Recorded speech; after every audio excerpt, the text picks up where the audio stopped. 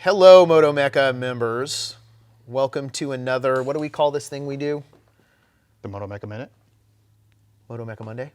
Oh, Monday. It is Monday. Again? It's Monday again. All right. So here we are, back in the shop. And today we're going to talk about a ride we did to Mount Baker and to the San Juan Islands.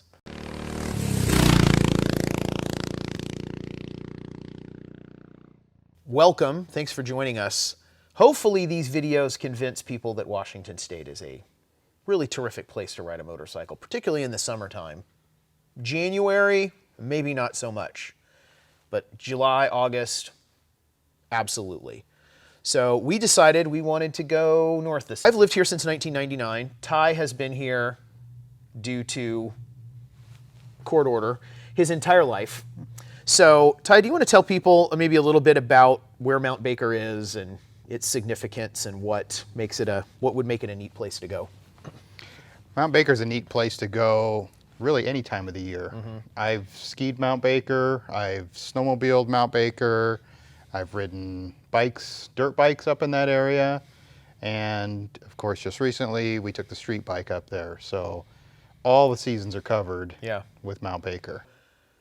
What would you give this from a traffic rating standpoint? Where would you put this ride to Mount Baker on the TY Smoothometer of traffic? Oh, this was on the approved list. On the approved list. This was a 4 out of 5. Yeah, not a lot of cars. No. We did run up against some cars at the mountain that could have gone a little faster. To be frank, to be very emotionally honest here, sometimes we are going faster than other people. And we were in a hurry because you never know when that mountain's going to collapse and you're... Right. We also lucked out in that our hotel conveniently was located betwixt, not one, but two what, TY? Maybe Starbucks? Starbucks. So I'm not saying we're surfing for sponsorships. I'm just saying we go to Starbucks a lot. And we're right now at like 51 subscribers. And that's 51 people that may or may not make a choice to go to Starbucks. That's all I'm saying to Starbucks corporate is just... Well, how are you going to have a Moto-Mecca Monday Mocha? How are you going to have a Moto-Mecca Monday Mocha? Just saying. Without Moto-Mecca members. Just saying. So one day it's 51 subs. The next day it's 51 million. We're influencing where people are getting coffee. So just throwing that out there. We'll be looking at the ride footage now to see what's up there, but absolutely worth the trip. If you live anywhere in the Pac Northwest and have not taken a trip to Mount Baker, you should go. It doesn't cost anything to go to the mountain. Nope. So you don't have to get your wallet out. There's plenty of gas to and from, so logistically it is super easy to get in and out of there. Other places are an hour, hour and a half till you get to some gas. Just a few minutes outside of the mountain and you're kind of back to civilization. It's beautiful up there. Stunning, beautiful scenic vistas, cool air, Canadian cell coverage. So stopped at the Nooksack River, did a quick little walk alongside. That's a beautiful place to go and take a little walk or do a picnic. That whole area around the mountain is absolutely, absolutely beautiful and so accessible. The roads are in terrific condition. It's plenty twisty, but not too twisty. You can get out there, get up to speed. And that highway doesn't go anywhere but to Mount Baker. So another thing that's nice about the road is it dead ends at the mountain. So someone's not going to somewhere else. You go to the mountain and then you have to go right back. Unlike other places people are going by, that probably cuts down on a lot of the traffic. And of course, another secret for the two bougie guys is we do a lot of rides during the weekday to avoid the hoi polloi. And that makes a huge difference as well. So no lines, no waiting.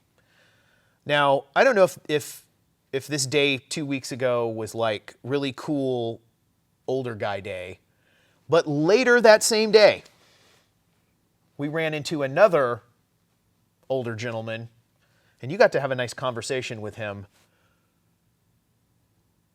Here comes this dirt bike, this like modded out Kawasaki dirt bike, ripping into the gas station, and I don't know, this is some 23-year-old dude or whatever. A 77-year-old guy gets off that motorcycle, takes off his helmet, and I was like, I'm sorry, what? And he'd been out dirt biking all day. So Ty, you had a conversation with him. What did you think? Because I was standing there just in awe that the fact that this dude was out bombing dirt roads. He wasn't like riding the sidewalks. He was out hitting the gnarly stuff in his like bored and stroked out modified, like a KX250 or something, like he was 77. I expected him to introduce himself as Malcolm Smith himself. I mean, it was impressive. It was impressive. And he's out there every day.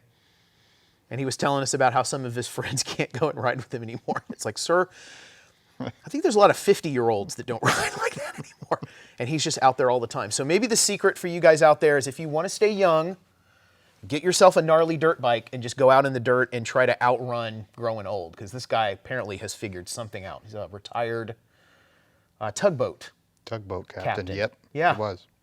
So the Sea Air, I don't know what it was, but this guy was just ready to get after it. Oh, I'm sure he was salty. Yeah, I bet he was plenty salty. So that was impressive. So if this guy can do it at 77, I think many of our Moto-Mecca people, the bar has now been raised. So this whole, oh, I'm 50 and my back and all that, nah. This guy hadn't slowed down for nothing. So I don't know, whatever. I should have asked what he eats or drinks. Like, what's the secret, man? And the answer is probably like 8 packs of cigarettes, 14 cups of coffee, and half a bottle of whiskey every night. Keeps me young. At any rate, so that was the first half of our ride. So we'd probably give this ride at least a 4 out of 5. It was quick, accessible, awesome stuff to see. You're in, you're out, not a ton of traffic, great roads, beautiful place to go. And we also ran into plenty of other motorcyclists that were up there. So we ran into a gentleman who just, like I think the day before, bought a 2009 Moto Guzzi 750. Still had the paper on. His classic, yeah, which was really cool. So he was out there stretching its legs, which was neat. I think that one gas station where we met the senior dirt biker, if we'd hung out there for a few hours, we could have probably met We'd have roped 30 in all more kinds of motorcycles people, and can do a whole interview thing. So maybe for next season, that's what we do. We're going to camp out at that convenience store because it's like the last place to get gas on your way to the mountain and first place on your way back. And every motorcycle that rolls up, we just do a 30-second interview and all right. Tell us about it. We'll set up a little lemonade stand and, I don't know, hand out engine oil or something and we'll have T-shirts. coax people. We'll have T-shirts, so hand out Moto-Mecca T-shirts. So hope to see some of our viewers up there at Mount Baker. So that was not the end of the ride. So we did mountains, and then we wanted to do the different That was day 1. end of it. So what did we do day 2? Tell us about that portion of the trip.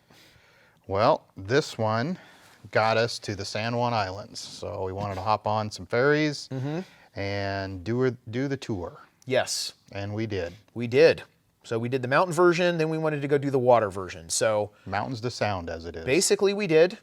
Also, pretty quick trip from Bellingham, so that's a great popping off point for all of these locations. So north and just west of Seattle, few hours, I don't know, driven it straight 2.5 hours or so. You can go to the San Juan Islands, and the only way to get on and off the island is a boat, or you can take a seaplane, or you take a ferry. So if you're driving, if you're on a motorcycle, or if you're in a car or truck, whatever, then it's going to be a ferry trip for you. Something else many of our viewers might not be aware of is how many places in Washington State are accessible by ferries. So we've got huge Puget Sound that sits in between the peninsula part of the state and the mainland part of the state. And if you don't want to make really long drives to get to the bottom of Puget Sound and go across the Tacoma Narrows Bridge, then you take a ferry. So it's a quick trip. So ferries all over the place. Here in Washington State, Western Washington, you just get used to ferries all the time. But for the San Juans, there's not a driving way to get there. I mean, you'd have to be going really fast, like probably 900 miles an hour for just momentum, to get you there. I'd like to see that. And you're going to have to turn, so that one's going to be gnarly. That left at about 600 miles an hour, that one's going to be a doozy. So we take ferries. They're not super expensive. But what's the nice thing about going on the ferry when you're on a motorcycle, TY? First on, first First off. on, first off, the TY Smooth Way, so you get priority boarding. And in the summer, particularly out to the San Juan Islands, those ferries get really full. So much so that during, probably from Friday through Sunday, you need to make a reservation in advance to put a car on it, or you're going to be waiting a long time. That's one of the few where a reservation is a really good idea. It's a long ferry ride to get out to the islands. So there's multiple islands that make up the San Juans. Lopez Island and Orcas Island and, San Juan Island itself, and Shaw Island, which is mostly just for kind of backpacking and camping. So it's an hour-ish on the ferry. Yeah, about that. It's a beautiful ride. But yeah, if you're on a motorcycle, you don't have to make a reservation, and you get the pedestrians go on, then the bikes go on. You get right up to the front of the boat, stand on the front of the boat, sea breeze, sea air, really nice. Have snacks inside. It's comfortable, sit down. It's kind of a relaxing way to travel. We don't mind it. It's quite nice. And you kind of pay once, and then the return trip is included. So it might have been $50 for both of us to go over and back, and that also included hopping in between the islands. So we did that. Why do you think people like going to the San Juan so much? What's the allure, Ty? It's definitely a place to unwind. It slows way down once you get out there. Yes, it does. The pace of the Seattle metropolitan area is cut into about a third, if that. Alpaca farms, little bed and breakfasts. I mean, there's no office buildings. It's all very residential and farm and rural. It's quite beautiful. And the views are amazing. So you're really close to Canada, really close to Victoria, Vancouver up there. You can also get far enough north on Orcas Island that you start getting Canadian cell coverage as well. And how would you describe the motorcycle riding? I thought it was great. The roads were in fantastic condition. Yes. The traffic, again, was just the way I like it. Very little. Non-existent. The only thing we had to avoid on one of the islands were the little three-wheelers that were running around. Those little red scooter things. Those little rental three-wheeler things with a little flag waving on the back. Yeah. Yeah, it looked like something children would be in, and then as they got closer, we realized that actual grown adults were in these things, going 7 miles an hour, like on the wrong side of the road. Yeah. So, No, keep an eye out for those if you're ever out on the San Juan Islands. Is that they've got people who rent these bizarre little three-wheeled things that kind of look like they wind up. I don't know if they have an engine, but riding around San Juan Island was really nice. Again, beautiful pavement. The views. Part of it looked like coastal California on Highway 1. Yes, it did, actually.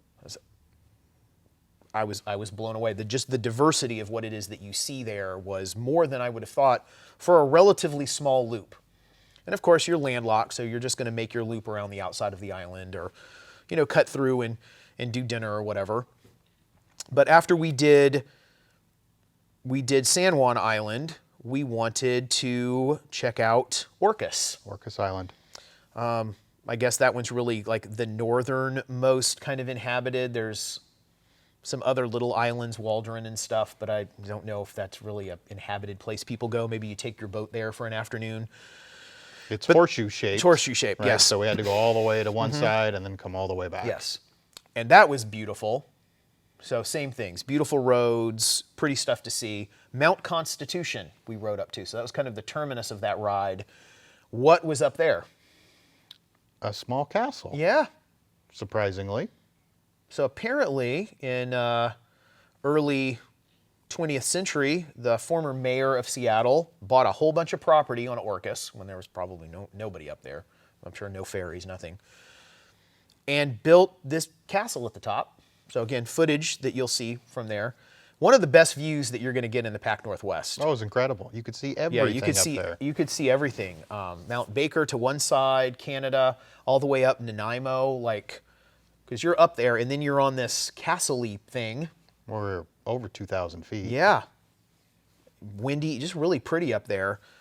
Absolutely breathtaking. Worth the whole trip up there just for the views that you get from Mount Constitution, which is in a state park there. And there's a lake there that you can take paddle boats on. It's a really nice couples getaway, take your family, just a very personally friendly place to go visit. But don't plan on doing anything much after 9 o'clock. There's not a lot happening nightlife-wise. They don't even have sidewalks to roll up. They don't even have sidewalks to roll up. Ferries can be late sometimes during the summer when it's really busy, so we had some pretty late ferry experiences, some 30-plus minute delays. And, don't try to get on or get off the San Juan Islands in any kind of hurry, because the ferries will have a different plan for you. But it's just a relaxing way. That transition of the hour ferry ride, you get to kind of decompress, and then you move to a place that has very little hustle and bustle, but all of the basics are covered. Wonderful restaurants over there, great places to stay, and a terrific thing to do on a motorcycle because you won't have to deal with all of the waiting. So there's a primo reason to ride that on a bike. So we did 3 days we were gone. Wonderful, beautiful trip back home down the 101, which was really nice. And a reminder that as motorcycle riders, Washington State, in particular Western Washington, is an amazing place to live when it's not raining, and there's plenty of time that it does not rain, and there's plenty of time that it does. That's an amazing place to own anything that doesn't have a roof. 3-wheelers, 2-wheelers, I don't know, motorized unicycles, whatever you want to get on. But maybe a little sneak preview of what our plan is for the winter time. So we enjoy this beautiful sunny, dry weather. The days are long. Rain is at bay. You don't want that to end. October kind of rolls around. The days get short. The water, the wet comes back. You're putting the bike away, and you're tearing up a little bit that you're putting your motorcycle jacket away. And this is the year we decided, let's have an alternate plan. So what happens this winter? I think we're going to extend the season a little bit. Yes. Maybe head a little south. I think we're going to be those people, the carpetbaggers, that come from the north and go down to the south and have a year-long riding season. So a place that you probably don't want to be this time of year, and this is no offense to our friends in the south. I'm originally from the southeastern part of the United States. Albuquerque is warm now. Huh. Yeah. Right. I would think anybody in Phoenix is just going to admit that it's a little roasty. So wonderful place, wonderful people, beautiful places to visit. I don't know that people want to visit Seattle in January when it's dark and rainy. We get that. I don't know that August is the best time to go to the desert Southwest, but I bet you January is a real great time to be in Albuquerque. Oh, I know it is. So we are going to put 2 bikes down there. We have a friend who's going to give us some garage space, and we're going to extend our riding season all the way through the winter. One, more things to talk about, more places to see, check out Flagstaff, right? Do the whole thing based out of the Southwest for the winter. So really excited about that. We're also going to be going on the bike hunt, so we're going to need to have a couple bikes down there. So we'll make sure to document that process of how we pick it. We don't want to have the same things. We don't want to just buy 2 of the same things. So do something a little bit different. And we'll take you on that journey of how we figure out just exactly what the right fit is going to be for us. And maybe there's some things that you might learn along the way. But yeah, a couple of months we'll be packing it up and headed to a nice warmer climate. So really excited about that. But in the meantime, Yes. if you want to do some rides around here and you want to do them on our bikes, we'll provide a link in the comments where you can rent our bikes. That is indeed true. So we have several of our motorcycles up for rent on the Twisted Road. And for those of you who are not familiar with the Twisted Road, if you might have heard of Turo before, you can rent people's personal cars, which I've done before, which was really neat. I had a great experience with Turo down in the Bay Area. You can do those with motorcycles. So it's a great way to, if you travel. So I had a guy rent a month or so ago who came in for a job interview from New York State and rode my Aprilia Futura. Clearly a man with discerning classic motorcycle taste. And it was whatever. Sure. It was easy. You can make some very good money doing it. It's pretty reasonably priced for the person renting the motorcycle. They show up. If you have a helmet, you can provide that for them. Again, he was traveling, so he didn't bring all of his motorcycle gear. So I had extra gloves and a helmet I could let him use. And he took my bike out for 3 days and enjoyed the pretty weather and got to check out Western Washington, see if he wants to make a move here. So if you're on the road, we'd highly recommend, like, hey, you're in Denver in the summer, business trip, whatever. There will be somebody who is renting out their motorcycle, and you can take out their adventure bike or their sport bike or their Harley or whatever. Many people, again, have gear, so if you don't have a helmet, no big deal. You might want to bring your own jacket, boots, stuff like that. And for a very reasonable rate, $50, $60, $80, $100 a day, depending on the, I guess the value of the bike. You can rent the motorcycle, comes with insurance, so if something happens, that's covered. So as a rentor, or somebody renting the bike, you don't really have to worry about any of that. You just have to be a licensed, two-wheel licensed motorcycle rider in whatever state your license is in. It's like a 5-minute process to exchange the bike. And when they're done, they bring it back, or if they want to extend their time, like the guy Brian, who rented my bike did, was thrilled. So we're going to put our bikes up there. We like it so much, we're going to do that. So if you are in the area and you want to take the TY Smooth Multistrada mobile or one of my Beamers or Ducatis out, we have those up on Twisted Road. So again, link down below in the description. So you can, and we'll include some free routes. You come rent the bikes, we'll give you some suggestions on where to go for the people who are out of town. So we look forward to seeing you on our next adventure. More product reviews, more rides, more stuff happening. We're not going to slow down just because we're going into the winter. No. I'm very excited about that, because that was going to be a sad day when it just turns into us sitting at the shop looking at the raindrops. No. Not these guys. Nope. You put the TY in retired. So we're going to take advantage of that.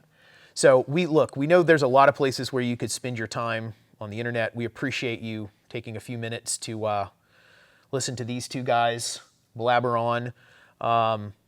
Again, just finished passing 51 subs.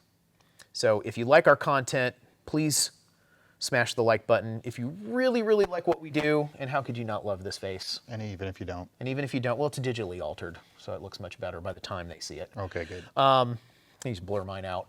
Then hit that subscribe button and ring the notification bell, so when new videos drop, you'll get notified. Of course, we do a new Moto-Mecca Monday every Monday morning, and we look forward to seeing you on our next Moto-Mecca Monday. Keep the shiny side up, be safe, and thank you so much. Thank you.